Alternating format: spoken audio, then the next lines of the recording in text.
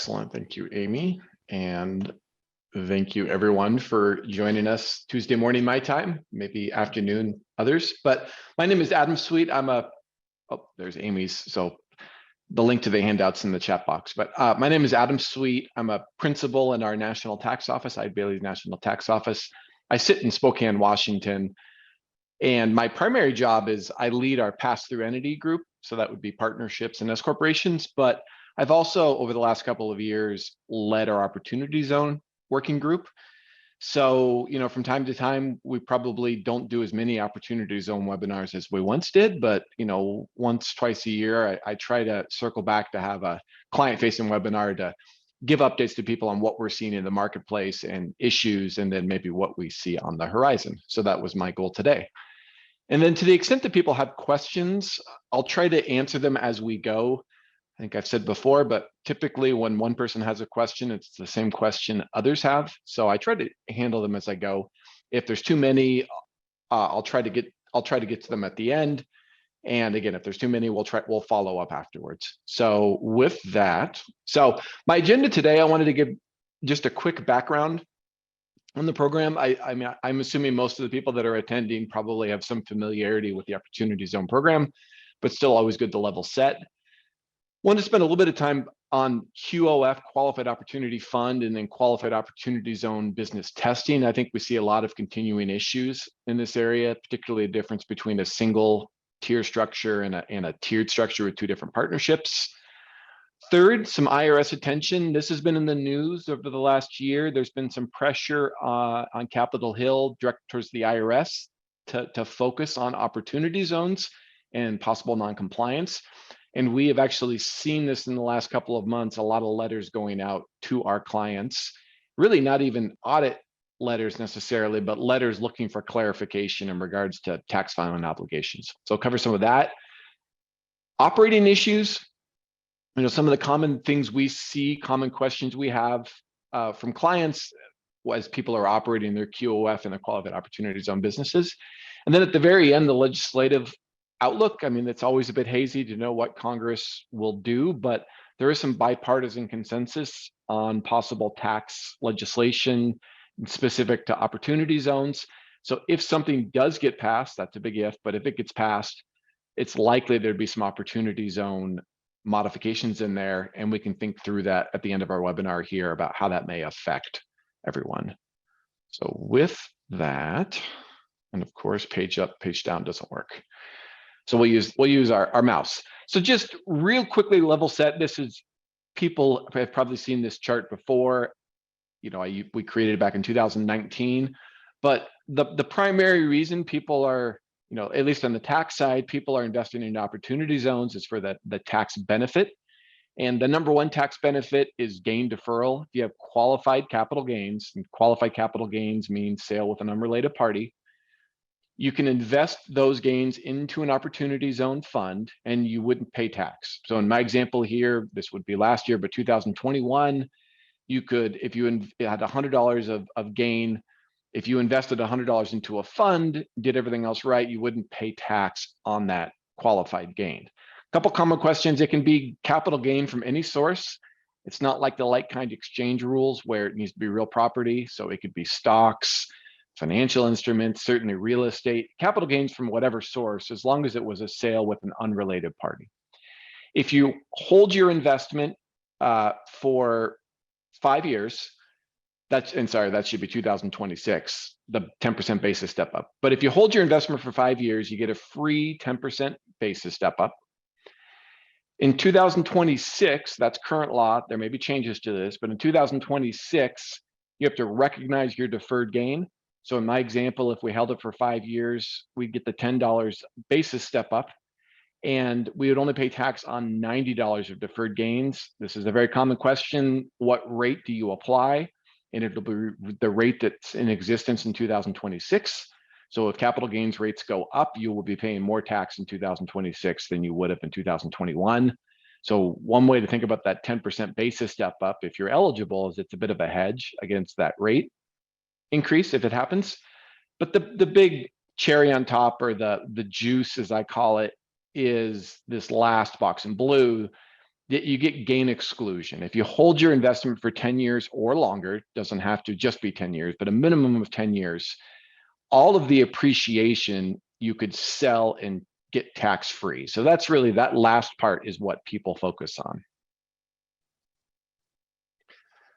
So switching now to QOF, QOZB testing, some quick terminology here. QOF means a qualified opportunity fund. QOZB is a qualified opportunities zone business. Eligible gain, as I mentioned, is capital gain from a sale with an unrelated party that is timely invested into a QOF. So as we use those terms throughout a presentation today, you can look back to these definitions. And remember too, I still get this question a bit, but a QOF, you can't just go out and buy property in an opportunity zone. You actually need to form a QOF, put the cash into a QOF, and have the QOF acquire the property. Why? Well, that's just the way Congress set up the program. But we still get that question from time to time about someone that ran out and bought property individually. And right off the bat, we have a bad structure and possibly a non-qualifying investment if we can't cure it.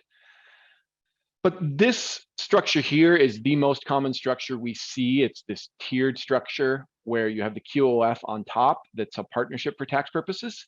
And then you have the QOZB partnership. So tiered being TIERED, two different partnerships. And we'll cover it in a second, but just put this in your brain. If you are ever thinking of doing an opportunity zone investment or you're gonna do it, talk to us on the front side. This is, and there's permutations on it, but this is the structure you want. You don't want just a QOF, and we'll go into it in a second why that is.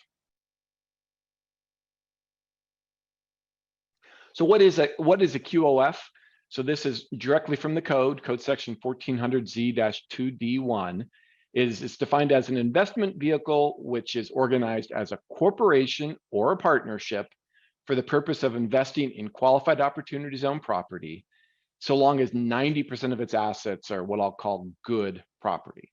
So note the QOF can't be a disregarded entity. It can't be a wholly owned LLC that doesn't have a tax filing obligation.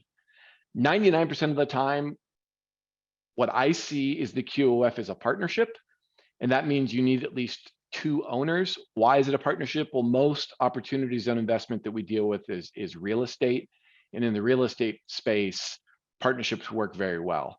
I did see recently a QOF that was going to be organized as a corporation it's going to be an operating business, but that was a pretty unique fact pattern. So I would expect most of you out there, if you have QOFs, they're partnerships with at least two owners. And the two owners, by the way, can be a husband and wife. If you're married filing joint and you have capital gains, it doesn't mean you necessarily have to bring in a third party. Key point there at the end is that when we're talking about a QOF, there's a testing requirement. So we know the statute says 90% of the assets have to be good assets, qualified assets. I'll use the term good. And that's measured as of halfway through the year and then at the end of the year. Now, but that's reported on the end of the year tax return on the 8996. And this is kind of this is what we're going to be talking about later on. This is one of the things that the IRS is focusing on, is have forms 8996 been properly filled out. But the genesis for the 8996 comes from the statute, because the statute says the QOF must have 90% of its assets be good assets. And how do you know it? You do testing mid-year, end of the year. Now, you don't actually file a form mid-year. It's just when you file the QOF's tax return at the end of the year, you look back and say, if it's a calendar year entity, you'd look back and say, as of June 30th, were there good assets? And then at the end of the year, were there good assets? And you might say, well, how do you determine value? Well, there's a pretty taxpayer-friendly answer. You can use financial statement values or cost basis values. And those are taxpayer friendly, I would say, because that means that you don't necessarily have to do a valuation every year. Cost basis would be what you paid for it. Financial statement typically too is what you paid for it, with certain perhaps GAAP adjustments. But for GAAP or tax cost basis purposes, you aren't adjusting to fair market value every year. So that should make the compliance quite a bit easier. I would also say for most of our clients, what they own, most of our opportunity zone clients, they own real estate in an opportunity zone. So we know from the get-go that 100% of the assets, however you measure the value, whether you're using GAAP or tax or whatever methodology you use, we know that most of the assets, or all the assets really, are going to be good assets. So what is good property? What kind of property can a QOF own? Well, again, we get a definition from the code, and there's really 3 different categories of good property. There's qualified opportunity zone stock, qualified opportunity zone partnership interest, and then qualified opportunity zone business property. And you'll notice with all 3 of those, the key there is that it's acquired after December 31st of 17, which is the effective date of the Oz statute. If it's stock or a partnership interest, it must be acquired at original issuance, which means that you put cash into the entity in exchange for stock or in exchange for a partnership interest. You don't buy the stock or you don't buy the partnership interest from a third party.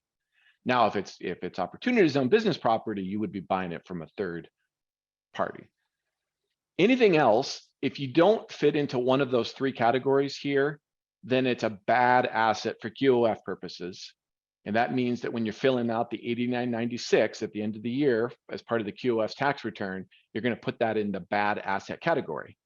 If the value of those bad assets trip over 10%, then you're going to be paying a penalty equal to that amount. I'm summarizing; it's a little more complicated than that, but that's the consequence of having a bad asset. Now, note my last point there, that there's different rules that apply for a QOZB entity. So the second category here, this qualified opportunity zone partnership interest, this is the most common type of property in our practice that we see a QOF owning. When you are looking at your QOF's tax return, which typically is Form 1065, and when you're filling out the Form 8996, again, that's the opportunity zone specific form. Most often, the asset listed on those forms for our clients is not an asset owned directly by the QOF. Instead, what it is qualified opportunity zone partnership interest owned by the QOF.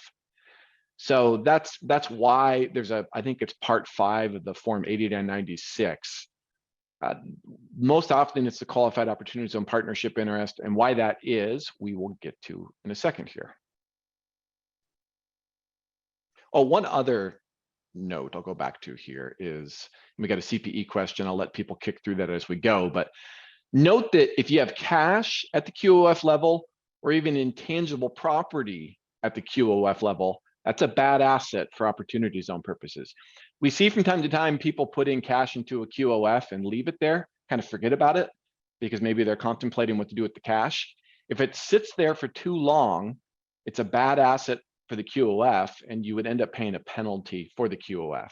And same thing for intangible property if it's on the balance sheet of the QOF.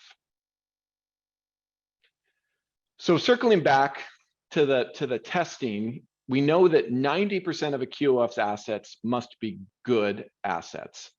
But what's interesting is only 70% of the QOZB's assets must be good assets, kind of a quirk of the statute.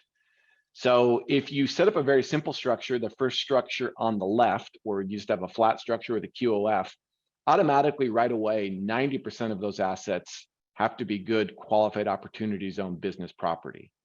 However, if you did some planning on the front end and you formed your QOF and then you formed your QOZB and you capitalized it with your eligible gain, and then had your QOZB acquire the qualified opportunity zone business property, only 70% of the QOZB's assets need to be good. So up to 30% of the assets could be, bad property of a sort. Now, there's special rules I'm going to talk about in a second for cash and certain financial assets, but generally speaking, you could have 30% of the assets not be in an opportunity zone, potentially. You can also make use, and we'll cover this in a second, but there's something called the working capital safe harbor, and you can make use of that when you have the tiered structure. So someone just asked about the handout. Again, the link for the handout is in the slides. So you can see kind of the power here of this tiered structure. This is something we've hit before. I don't think this is brand new news, but I still see people that come to us, they didn't ask us on the front end in terms of the planning, but suddenly come in and say they just formed the QOF, and it really limits your options if you didn't set up the second entity there. So this is something I put together, and I've seen some discussion out there. If you look at the structure here, we have qualified investors on top with gain. They formed a QOF. They put cash into the QOF. The QOF formed a QOZB partnership, which is that mid-tier entity. The QOF also acquired some non-qualified opportunity zone property, so bad property with $5 of value. The QOF also holds non-qualified financial property. Non-qualified financial property is cash, cash equivalents, stocks, bonds, equity, so forth. When I mentioned the general rule is that you can have 10% of the assets of a QOF be bad and up to 30% of a QOZB's assets be bad, there's a special rule for non-qualified financial property. Only 5% of a QOF's assets can be non-qualified financial property, and only 5% of a QOZB's assets can be non-qualified financial property.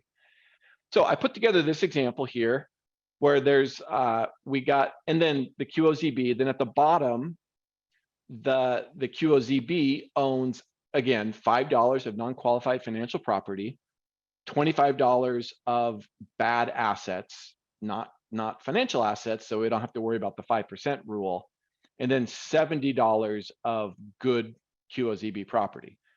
So we start at the bottom. If we were going to be filing the form 8996, and again, the QOZB has no 8996 filing requirement. It would really be the QOF, when it files its tax return, will be reporting all this. But we start at the QOZB and we say, are 70% of the QOZB's assets good? And we'd say yes, because we have $100 of value at the very bottom. $70 of it is good property used in a trade or business. So we're at the 70% test there. We do have some non-qualified financial property with $5 of value, but it doesn't exceed 5%, so we're good there. So what that does when you fill out the form 8996 is it says 100% of the QOZB's partnership interest held by the QOF is a good asset. Remember, only 70% of the assets are actually good assets, but because we meet that 70% standard, 100% of the equity owned by the QOF is a good asset. We don't really have to look through it somehow and apportion it. We automatically get a 100% good asset testing value. So now we go up a tier. In the QOF, we know the $100 of value of the QOZB partnership is a good asset. The QOF also has $5 of non-good Oz real property, so property not located in an opportunity zone. Maybe it's a condo, maybe it's a home, who knows? Could be different things. The QOF also has $5 of non-qualified financial property, which could be stocks, bonds, et cetera, so forth. But what do we know? We know there's $110 of value total at the QOF level. We know $100 of the QOZB equity is good. So 100 is good out of 110. We passed the 90% threshold for the QOF. So we're good to go. When we file the 8996, we don't pay a penalty. But look what we've really done economically is that really economically, if you drew a big circle around the whole thing, we have over 10% of the value really is non-qualified financial property. We have another over 30% of the value is not good opportunity zone property, meaning it could be a condo, could be a rental house located outside of an opportunity zone. Yet we get to say that 100% of what we've done is good for opportunity zone purposes, and we would not pay a penalty when we file the 8996. So I just put it out there. We haven't really suggested to get very aggressive with this. This might make me a little uncomfortable how close this is to the lines, but technically this all works. And what this would mean then is if you maintained all of this for 10 years, potentially all of these assets would be eligible for the gain exclusion. So if there were stocks and bonds in that NQFP category, they could be eligible. The non-opportunity zone property So the home, the condo, whatever it is that's not in the opportunity zone, that could also be eligible for the gain exclusion. By the letter of the law, this all meets the rules. Now, could you see the IRS not liking this? Certainly so. Could you see an agent not liking this? Certainly so. But there's been some articles that have pointed this out, and it's by the letter of the law, this is a valid structure because you're allowed to have what I'll call leakage at each level. You don't have to have 100% of your assets be good assets. So the question here, does the 5% limit on non-qualified financial property mean that you cannot leave idle cash in the account in anticipation of paying bills? You have to limit the funding so you do not go overfund cash, or is this only a testing issue at mid-year? Good question. So I'll go back a slide here if we can catch that here. You notice on this slide here, the QOF, idle cash sitting at the QOF is a problem automatically. You can skip the first 6-month testing window, but after 6 months, idle cash sitting at the QOF level, always a problem. It's gonna meet the definition of non-qualified financial property, and you're gonna be paying a penalty if it trips over 5%. But if we set up this tiered structure on the right side, where the QOZB entity actually is the acquirer of the property, we can make use of the working capital safe harbor that the government gave us that lets you sit on cash for up to 31 months. Plus, if you had your working capital safe harbor plan in place during the COVID pandemic, you can get an extra up to an extra 2 years. And during that safe harbor period, the cash you raised is deemed to be a quote unquote good asset. So that's again the power of this tiered structure, is that you can hold working capital in the tiered structure. You can't do it if you just have a straight up QOF. So this brings us to, and I've used this slide before, but we've seen this now in action. This was an idea last summer, but we've actually seen this now in action. And it's a use of the tiered structure and the working capital safe harbor period to overcome a common fact pattern we deal with. The fact pattern is this: taxpayer owns property located in an opportunity zone, and they acquired it before 2017, and they want to develop it. Let's say it's raw land. They wanted to develop it to make use of the Oz tax incentives. It becomes very difficult because you can't just form a fund and then sell the property to your fund, because there's some very stiff related party rules that say if there's more than 20% common ownership between the owner of the seller of the land and then the owner of the fund, and you use the, by the way, constructive ownership rules where you look up through the partnership to the ultimate owners.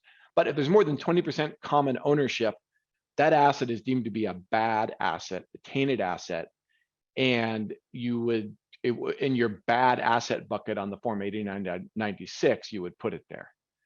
So what would you do? And up until last year, what we would typically say is possible solution one is leasing the land. There's no related party leasing prohibition. So you could lease the land to a structure you set up and build up the land.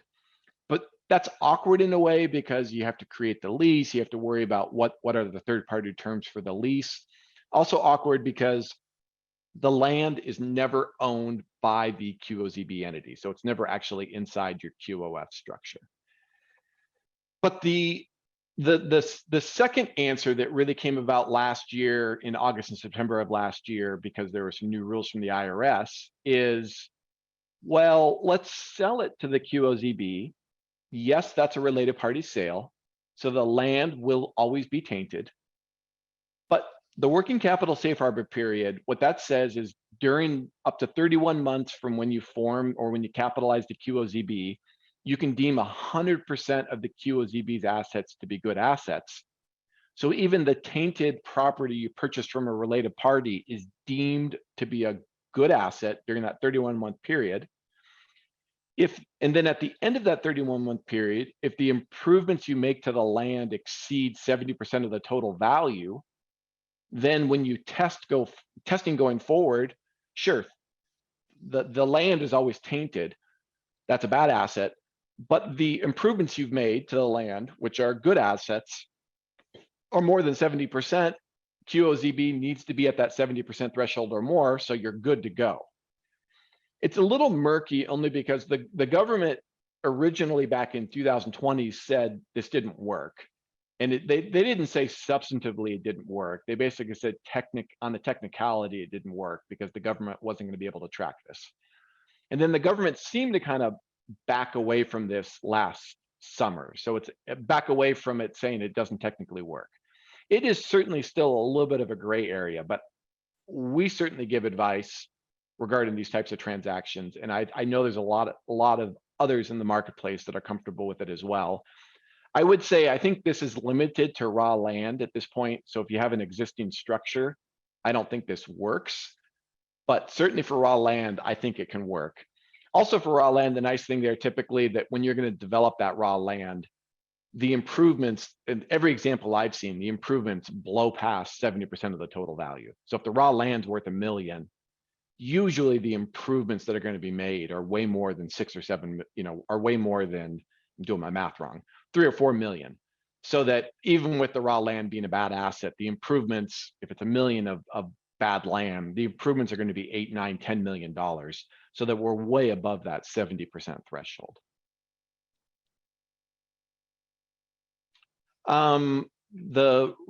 So working capital safe harbor, there's a question. We've covered it in the past. The question is about, can you provide more information on working capital safe harbors? I'm summarizing the rules here today. What a working capital safe harbor plan is you have a written plan that's part of your operating documents, and the plan outlines how you intend to use your working capital. And the plan's got to be reasonable, and then you have to stick to the plan.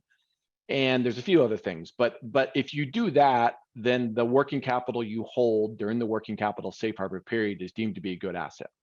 This rule was really put in place for property developers because what they said to the IRS was, hey, we're going to form the structure, we're going to raise capital, but we're not able to spend all the capital in year one.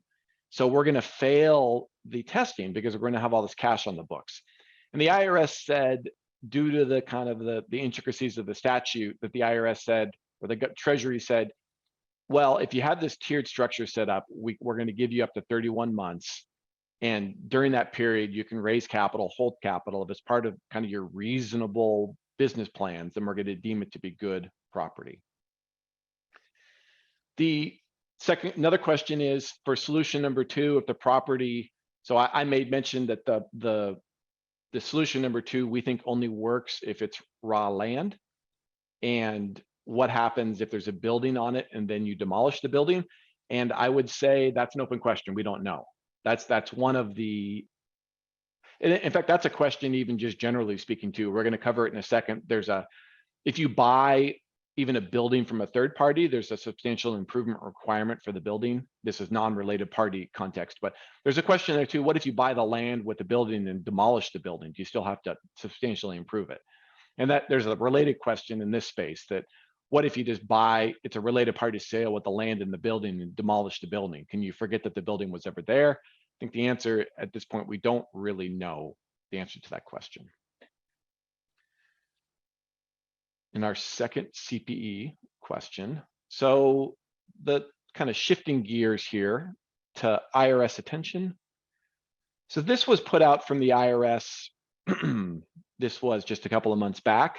And it basically said that the IRS is reviewing QOF and QOZB, really QOF tax returns, that the IRS is finding issues of varying degrees of severity. So some issues are really procedural, some issues may be more substantive, but either way, what the IRS is going to be doing is sending out letters asking for further information. In some cases, it may just be you forgot to include an EIN or forgot to include a name. Sometimes it may be more substantive. In other words, the IRS says, it looks to us like you don't have a good QOF, or it looks to us like you don't have a good investment. Prove to us you do. The genesis of this is what I mentioned at the beginning, that Congress has been received. There's been a lot of criticism of the program, the Opportunity Zone program, mainly because the program itself, you self-certify. So you don't need permission from the government to do it.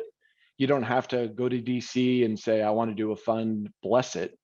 All you do is you do it yourself and file a tax return and basically swear into penalties of perjury that you've done everything correctly. So you can imagine that if you give that much leeway to people, there's undoubtedly some abuse out there.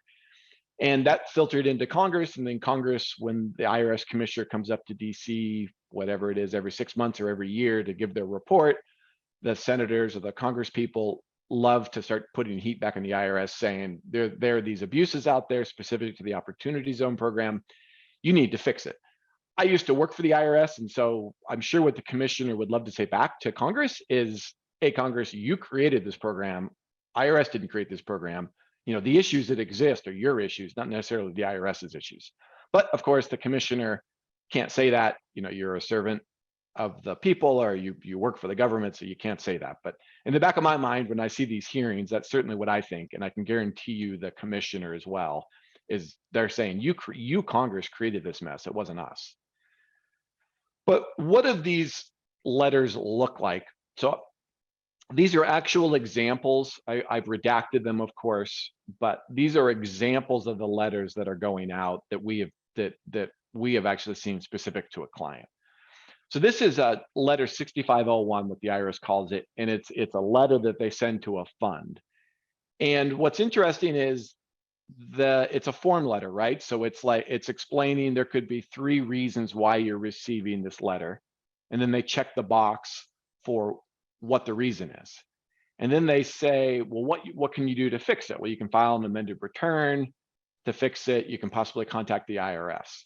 What's difficult about this, and this is again an actual letter, what they're saying is the 8996, they're saying the amount reported on the 8996 is either missing or not correctly calculated, or is not supported by amounts in other parts of the form. So basically cross references don't match up, or the amounts reported are incorrect or missing. You get this letter and you're not quite sure, you have that third box checked, but you don't know what clause applies to you. Is there something missing? Did you make a miscalculation? Did you not tie the numbers together? Is the IRS perhaps missing something? Maybe you did everything correctly and the IRS is missing something. It's always the problem with these very vague letters is what exactly is the IRS getting at?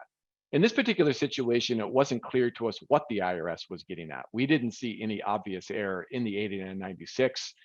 There was no real further information given to us by the government. So, at that point, you're left trying to contact the IRS. And what also makes it difficult is they don't really give a name or a phone number to contact. So, behind the scenes, we sometimes have ways to find the right person, but it can be a difficult situation when you get one of these letters because you're wondering, did I do something wrong? Is the IRS missing something? If I did do something wrong, what exactly did I do wrong? Who knows? Difficult because the IRS is saying you're supposed to amend to correct it, but the IRS isn't even telling you what you did wrong. So a similar letter, so the first letter is a letter that the QOF receives. The second draft letter is a letter an individual receives, investor receives. And again, it's a very vague letter because it just says that the IRS received your tax return. Typically, that's going to be the 1040 individual tax return. Form 8997 is the form it's the form investors include with their tax return, saying we had $100 of capital gains, we've deferred those $100 into QOF, and you have to include that form every year on your tax return. But you get this vague letter here where they say the EIN reported on the 8997 isn't associated with a QOF on file. And they say this is kind of concerning, right? They say to maintain your qualifying investment, you must report the EIN of the self-certified QOF. So where did this come about?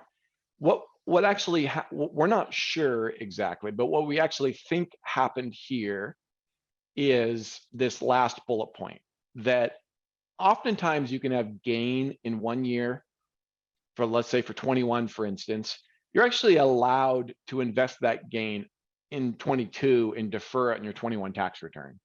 So you normally have 180 days to invest capital gain eligible capital gain into the QOF. There's special rules where if you receive that gain in a K1, you can actually begin the 180-day period from the year end of the partnership, or you can begin it from the due date of the partnership's tax return. So if it's a 2021 tax year and there was a sale in June of 21, and I'm a partner and I get my share of that capital gain, I could very easily invest in 22. And I wouldn't need to form my QOF until 22 because that's when I'm investing the gain. But the gain is deferred on my 2021 tax return. So what we think is happening, going back to this letter here, what we think the IRS is doing here is there's a 2021 1040, let's just say it's mine, deferring $100 of gain. We put the EIN of the QOF, but the IRS's records show no 2021 tax return or no EIN for the QOF because we formed it in 22. So we haven't received confirmation from the IRS, but we think that was that's where this letter came from. Again, the really difficult thing is that there's not like a nice name and a nice person that you can call to figure this all out. You have to go, and if anyone's dealt with calling the 1-800 numbers lately, there's many hours to deal with. But it's, we have an IRS controversy group we rely upon to do some of that. So we're happy to help if this is your issue. But I just put it out there. Almost, I wouldn't say every QOF, but a lot of people have been receiving these letters, either for the entity or the individual. Not always clear what the IRS is getting at, not always clear with what you do to fix it. So question is, you can amend, so this is a good question. So it's the other problem is there's new amendment procedures. So if I go back to this letter here, I wish I could highlight the slide, but in the very middle, it says what you can do. It says electronically file an amended or AAR as appropriate. There's two different procedures for amending returns nowadays. If you are subject to some new rules, you actually can't amend, you have to file an AAR. If you're not subject to some new rules, you do amend. It's too much detail to go into today. It's called the BBA, the Bipartisan Budget Act, BBA partnerships, but to not be subject to the rules, you elect out if eligible. If you don't elect out, or if you're not eligible to elect out, you have to file an AAR. So there are two different ways to go about it, doing it. If it's just typographical, meaning if you're just correcting an EIN or a name, for instance, I think it's the same effect both places. If you were actually changing an item of income or deferral or something else, there could be more substantive changes, but good question there. So, what are the first, why is the IRS sending this out? We're just guessing, but matching the EIN to a 1040. We also have seen mistakes with a form 8996. And then the third category was the deferred gain from 1 year that's invested into the next year. This is also just really difficult because COVID was a mess for the IRS. I think we've all read about the millions of pages of tax returns sitting on a desk somewhere in Ogden, Utah. COVID also, though, there were two different COVID notices the IRS put out where they postponed various Oz deadlines. And they also relaxed or really suspended the penalty regime for opportunity zones for those years for 20 and 21. And so we also not sure, when the IRS is saying, hey, there's a mistake on the 8996 and the IRS says we expect to see a penalty, you're not sure whether they're taking into account that the return was filed in 21 when the penalty regime was relaxed for that year or not. So there's a lot of confusion, not totally clear what the answer is. Reach out to us for help or your local tax provider for that. So switching gears just a second to operating issues. And we get this question a bit, but just a reminder that other than the gain deferral, in year one, and then if you hold it for 10 years and you get the gain exclusion, otherwise a QOF QOZB is taxed like any other business on a year-to-year basis. So if you generate operating income, you have K1s that go out to the investors, they pay tax. If it's real estate and you have rental income, if you have depreciation, so forth, all those items, it's just a normal entity with K1s that flow out on a year-to-year basis. Everyone pays tax. There's nothing there that says because you're an opportunity zone business, you don't have to pay tax on operating income. It makes sense when you explain it to someone, but some people just assume somehow that if you're in an opportunity zone, everything you do is tax-free. Another very common operating question we get is, in the real estate space, when leverage is involved, oftentimes one of the plans would be that you're going to raise capital, you're going to place property into service, and when you've reached some level of sustainability, you're going to lever up and you're going to do what I call a debt finance distribution. Very popular, forget even opportunity zones, very popular in the partnership space. Partnerships make this very efficient because you can include debt into your basis when you're a partner in a partnership, meaning that you can take cash out on a tax deferred basis. So if we think of our typical QF QOZB structure here, and we have $100 of non-recourse debt, 90 in the QF owns 99%. That would mean 99% of the debt can be allocated to the QOF, and then $99 of that non-recourse debt, if it's still on the balance sheet, could be distributed up to the QOF tax-free. And then we would tier that up, the TIER, tier that up to the qualified investors. They would also get to include, on a pro rata basis, $99 of that debt, and the cash could go out as well on a tax-deferred basis. It's perfectly within the rules. Debt finance distributions have been going on forever. Allowed them to, I say tax deferred because there is a point at some point you do pay the piper. This creates negative tax equity, and at some point there's gain to be paid. But operationally speaking, you could do this over and over again, and indeed partnerships do over and over again. Rather than sell, you just lever up and make a debt finance distribution, tax deferred, tax deferred, tax deferred all day long. There's a special rule for QOF QOZB partnerships, though, that you should be aware of. And we have an example. This is straight out of the regulations from the Treasury, where the Treasury says a debt finance distribution does work with a QOF QOZB, meaning that if the cash follows how the debt is allocated and you do everything else correctly, then it does not jeopardize anyone's deferral, and there's no gain recognized immediately. What's interesting in the example, though, is that the debt finance distribution, and I've bolded this below, occurs more than 3 years after the gain was invested into the QOF.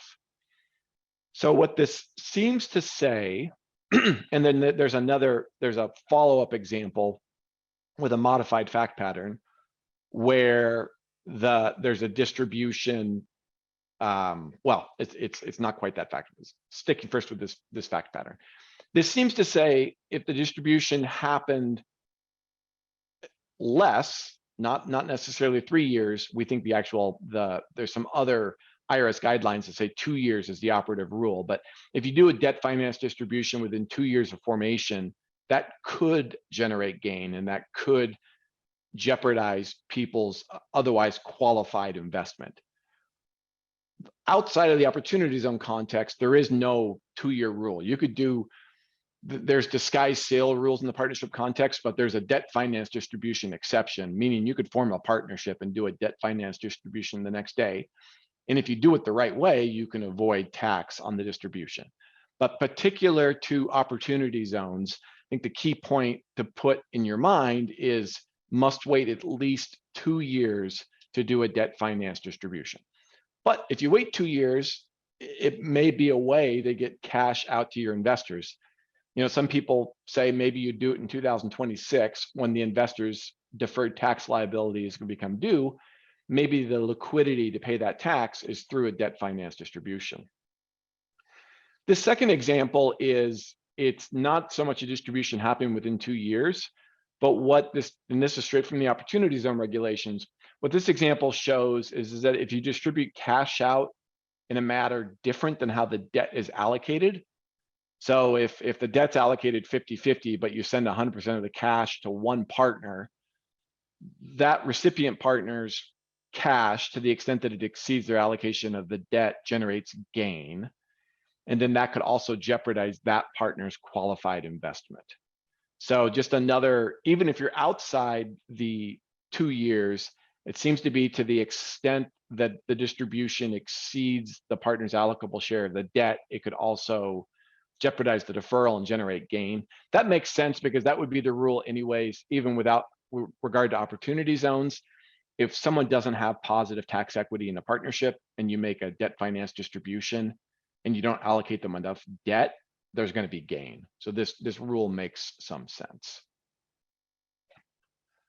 Another CPE question, so I'll keep bouncing around here.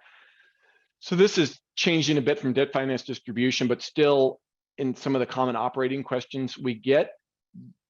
So if you buy raw land, you can build up on that raw land and be good to go. If you buy an existing structure, you have to substantially improve that existing structure. And technically the reason why is because there's an original use requirement generally for property. And if you buy an existing structure, you're not the original user of that structure. So the way you get around that is you have to substantially improve the property.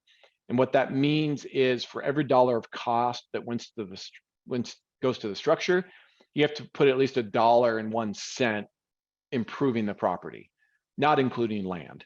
So if I pay 100 grand for land in the building and 50 grand of that is allocated to the building, 50 grand is allocated to the land, to substantially improve the building, I'd have to put $50.01 into the building, and I'd have 30 months to do that. Let's see if I can get my slide. So just a couple of key questions here that we get. Note that this does not apply to raw land. This is only, so if you're buying raw land, substantial improvement doesn't matter. It only applies to an existing structure. So then the next common question we get operationally is, well, what do I have to do to raw land to be good? If substantial improvement gives us a mathematical test. The mathematical test is at least $1.01 of improvement for every dollar of cost, then you're good to go. But if you buy raw land, there is no mathematical formula that we can tell you for sure you're good or bad to go. So the question is, there's some minimum level of improvement you have to make the land, or some minimum level of investment you have to make into it, but what is it? No one quite knows. We have some anti-abuse rules from the government. And one other quick question back to the substantial improvement. Yes, the question is, I mentioned there's 30 months to substantially improve property. Yes, that deadline was expanded during the COVID emergency, as was the working capital safe harbor, as was the time to timely invest capital gains. Almost all of the Oz deadlines were extended, with the exception of tax returns, I suppose. But otherwise, all the Oz deadlines were extended during the COVID emergency. But back to this raw land example here. All the government has really said is what they don't want people to do is land bank. And land banking means you buy land, you don't use it as part of a trade or business, you don't improve it, and you just sit on the land hoping that it's going to appreciate in value. And then at the end of 10 years, you sell it as an investment. And the government says that runs counter to the Oz statute. The whole purpose of the Oz statute was to get actual cash invested into an opportunity zone, and just purchasing land doesn't get there. So there's an example called the parking lot example, where land was purchased. There's no plan or intent to use it as part of a trade or business.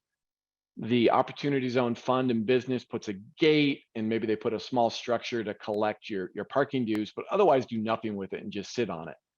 And the IRS says that example is an abusive example, that the facts and circumstances basically indicate that the significant purpose of the acquisition of the land was to land bank, just to sit on it and sell the land for a profit. And so therefore you've run afoul of the intent of the statute, and you don't have a good investment. If you see the bolded language there, the acquisition of the land is a transaction carried out to achieve a tax result that is inconsistent with the purposes of the opportunity zone statute. Okay, so we know the parking lot doesn't work. So then the next question is, what more would you have to do? You know, the joke we used to talk about was a hot dog stand. Could you buy 100 acres and put a hot dog stand on it? And is that enough to have a trader business? Probably not.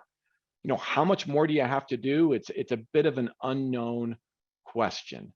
So I just put it out there. If you're buying raw land and not developing it, everyone we've worked with so far, if they buy in raw land, they're putting multifamily housing or apartments, or they're doing something significant to the land. So we haven't really had to address this. But if you're buying land with a significant capital investment and making very minimal improvements to the land, I think you'd want to think about this example and maybe meet back with your tax advisor about, have we run afoul of the overall statute? And what you worry about here is you don't even realize you've done anything wrong necessarily, and you go along your merry way, and then year 7, year 8, the IRS looks at this, or an investor looks at this, or someone else looks at this and said, hey, you've been wrong from the start. That, yeah, you set up your structure right, yeah, you have deferred gains, but what you've done is you haven't put any material amount of improvements to this land. So really, this is never a good investment from the start, and therefore you're not eligible for the gain exclusion. Question. So the question was that someone received an 8996. They actually talked to the IRS, so that's a minor miracle. And they're saying that the IRS agent to file an amended return with the AAR. You know, I can't tell you. I think the IRS is a mess right now. So the question really is, do you always have to file an amended return to AARs or some other way? And I don't know. It's a mess. I say whatever the IRS tells you to do, I would do it, because I mean, it's a minor miracle if you reach the IRS in the first place. And if you get a name or someone to contact, I would go with that and do what they suggest. So then, turning to the legislative outlook, I would just say this is far from certain right now. I would say that what I'm going to talk about does have bipartisan support, meaning both sides of the aisle, which is a rare thing. Still, it's unknown, because who knows whether anything will get passed this year. Typically, this type of tax legislation would be attached to a larger bill. You know, so last year it would have been the Build Back Better, which never was passed. This year, the language is called the Opportunity Zones Transparency Extension Improvement Act. Again, they need something to hitch to. They need a larger, this won't get passed just on its own. You need a larger piece of legislation to be on the board first, and then this gets attached to it. So that's really what it's dependent upon. If there is a larger piece of legislation that does get pushed through, I think a lot of people think this could tag along with it, but don't take it as a promise from me that this is going to happen. So this proposed legislation has some benefits and has some burdens. So I think I'd cover the benefits first. The first benefit is that right now, all of your gain deferral gets picked up in 26. They've proposed extending that for 2 years till 2028. So you'd have 2 extra years of gain deferral. They've also said that you could receive the 10% step up if you've held your investment for 6 years. Before, it was you needed to hold it for 7 years.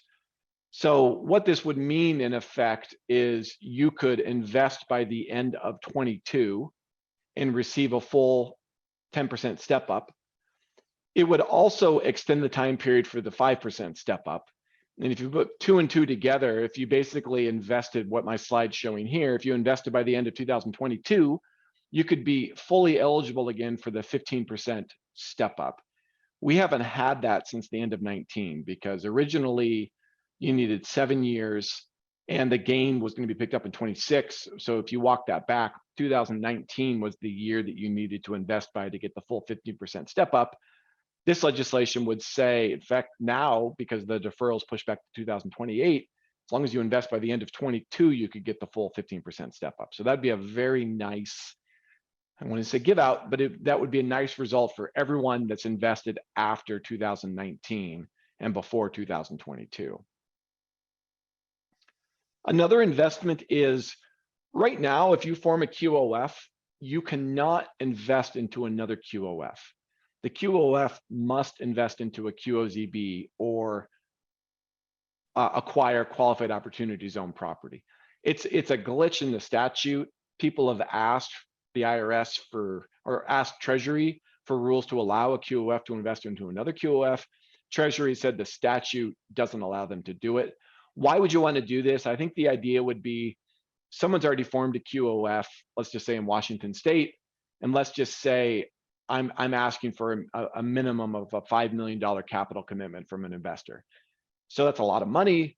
Maybe there's a bunch of individual investors who don't qualify on their own, but maybe they get together, they're from Idaho, they get together, they form their own QOF. In the aggregate, they raise $5 million, and then their QOF can invest into my QOF. I think that's the thinking behind the legislation, is that may encourage more people to invest by aggregating first before they invest into a QOF.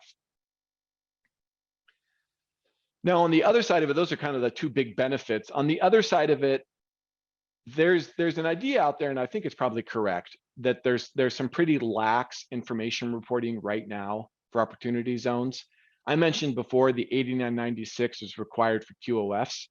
It is not required for QOZBs. So if you control both a QOF and a QOZB, fair enough, you know the information you need. But if you're a QOF and you've invested into a QOZB entity and you don't control that entity, you're at the mercy of that QOZB in terms of what information they give to you. And usually it's going to be footnoted on a K1. So what this new legislation would do would be introduce new reporting requirements, and specifically for QOZBs, that there would be an analogous form. I don't know what it would be, the 8990, whatever, where the QOZB would provide the pertinent information to the QOF, and then the QOF could use that information to file the 8996. And then finally, the other big attention grabber is, surprise, surprise, this is the opportunity zone map as it exists in the lower 48. And you've probably seen this in each of your particular states, but not every opportunity zone is created equal. I can tell you, even in Spokane, certain areas of Spokane were already very attractive for opportunity zone investment purposes, they were already attractive for investment purposes without regard to opportunity zones. And then we layer an opportunity zone on top of it, and it's almost like free money. There are other areas of Spokane that are opportunity zones that no one is investing in right now, even with the opportunity zone incentive. And I would guess that's the same answer for many places. This is a quick citation here from an article that just showed that in 2019, basically 85% or 84% of the opportunity zone tracts in America received zero investment.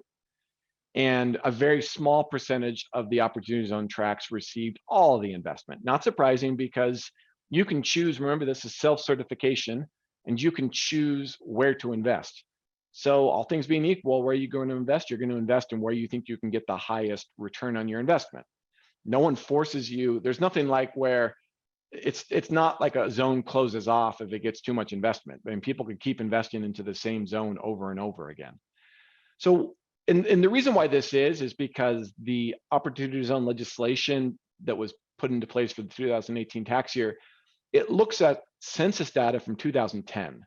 And what was impoverished in 2010 isn't necessarily what is impoverished in 2020. So there's areas that legislation looks back to the 2010 census data and says, oh, these areas in 2010 needed investment.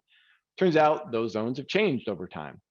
So what this proposed legislation would do is sunset certain opportunity zones that basically, based on certain national economic data, aren't quote unquote impoverished, that they would cease to be opportunity zones. Now, the important point for current investors is that you would be grandfathered in. If you've invested into one of these zones that lost their certification as an opportunity zone, you'd be grandfathered in. Just for any new investments or new investors wouldn't work on that. So with that, I would just say too, this is all, who knows whether this will get passed. Again, it has bipartisan support, but you never know with any of this, and we'll keep it on our radar. So with that, I think we're right at our hour. So I'd let everyone go. We have a couple questions. I'll stick around for a few minutes to answer those questions. But otherwise, if people need to leave, we appreciate you attending, and stay tuned. If legislation does get passed, I think we would have another webinar this fall. So please stay tuned. And we'll go to the questions here. So can you sell improved property and then redeploy the funds to purchase another qualified property?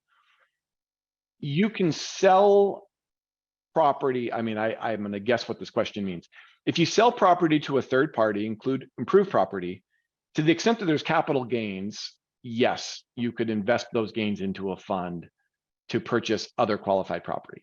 If you have depreciation recapture, means ordinary income is not eligible to be deferred by investing into an opportunity zone. And then second question, can I help define qualified investor? If I sell all the assets of my C Corp, that all the stock is owned by investment LLC, would the investment LLC be a qualified investor? Yes. Well, if you sell all the assets of my C Corp, so if the C Corp sells assets, the C Corp could be an investor.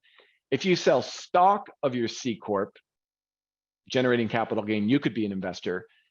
Entities can also be investors. So if I have a LLC taxed as a partnership and that LLC owns capital assets, including stock, that LLC can be a qualified investor. If it doesn't do it, then it would pass the gain out to the owners, and then the owners could choose whether or not to defer that gain. So a lot of flexibility there. Another question, what steps need to be taken if selling QOF property and then purchasing new QOF property? So if you want a QOF itself, if it sells property before 10 years, it cannot defer the gain. So what you'd have to do there is pass out the gain to the investors. They could choose, as long as it's a sale with an unrelated party, they could choose to defer their share of that gain, possibly into a new fund. QOF itself, the only way a QOF can defer the gain is via 1031 exchange. The question is, what happens if you fund a QOF and then the investment doesn't come to fruition? If you unwind a QOF, I mean, as long as you had intent to do the right thing and you unwind it, then you pick up gain in the year you unwind it. And when is the last date to contribute to a QOF or capital gain? In May of 22? You know, it's a 180-day clock. So if you sold it personally, it'd be 180 days. So, you know, doing the math, what is that? You know, 5 November, December, something like that. So with that, Amy, maybe we will let everyone be on their way. Anything we need to say, Amy, to wrap up? Yeah. All right. Thank you, Adam, so much for presenting, and thank you all so much for attending. We will send the recording out in just a few days via email, and we hope you guys have a good rest of the day. Talk to you soon. Thank you, everyone.